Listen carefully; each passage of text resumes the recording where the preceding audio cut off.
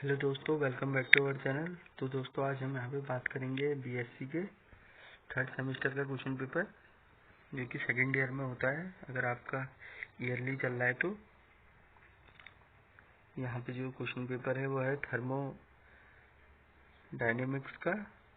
यहाँ पे नोट दिया गया है, आप इसको एक बार अच्छे से पढ़ लीजिएगा। और हिंदी और इंग्लिश दोनों में ही दिया गया है, और ये क्वेश्चन पेपर भी हिंदी और इंग्लिश दोनों में ही आता है। आपका जो भी मीडियम हो आप उसमें कर सकते हैं इसको।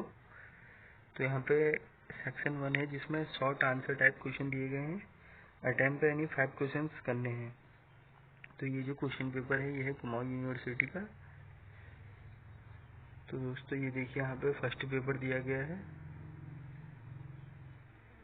Explain nature of van der Waals force के बारे में पूछा गया है। और उसी के नीचे से इसका हिंदी में भी दिया गया है।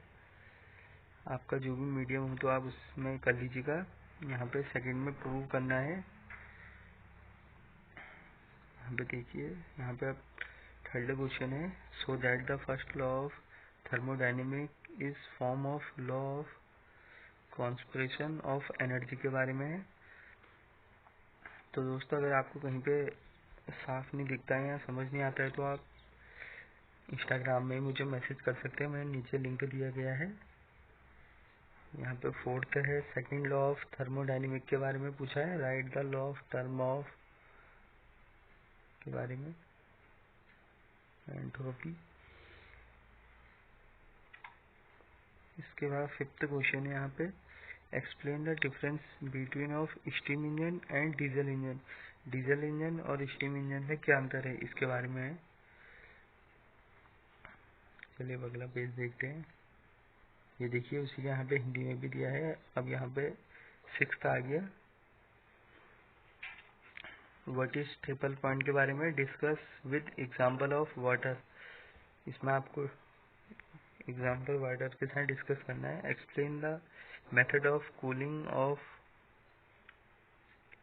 एविडिएटिक डेमैक्सिनेशन के बारे में। तो यहाँ पे सेवंथ है, explain reversible of irreversible process of heating, few examples के बारे में। तो ये सेक्शन ए का लास्ट क्वेश्चन है, 8th वाला। अब हम यहाँ पे सेक्शन बी में आएंगे। लॉन्ग आंसर टाइप क्वेश्चन है।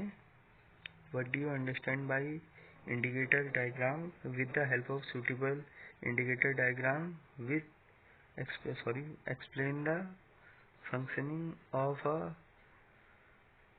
कार्नेट साइकिल के बारे में। तो यहाँ पे इसका एक और करके भी दिया गया है। अगर आप इसके अलावा दूसरा भी कर सकते हैं या आपको समझ नहीं आता है तो एक और दिया है, एक्सप्लेन इन ब्रीफ वाला, आप पढ़ लीजिएगा। अब हम यहाँ पे अगले उसमें आते हैं। ये इसका हिंदी में भी दिया गया है 9th का। और यहाँ पे अब 10th है, discuss Maxwell for thermodynamically relations, explain the usefulness of this relation के बारे में आपको बताना है यहाँ पे। और इसी के भी 10th के और या अथवा कह सकते हैं, इसके अलावा भी दिया गया है। आप इनमें से एक करना है, एक्सप्लेन द फॉलोइंग। आपको ये इसमें 3 दिए गए हैं और हिंदी में भी है, आप देख लीजिएगा। तो दोस्तों ये था पेपर फिजिक्स का।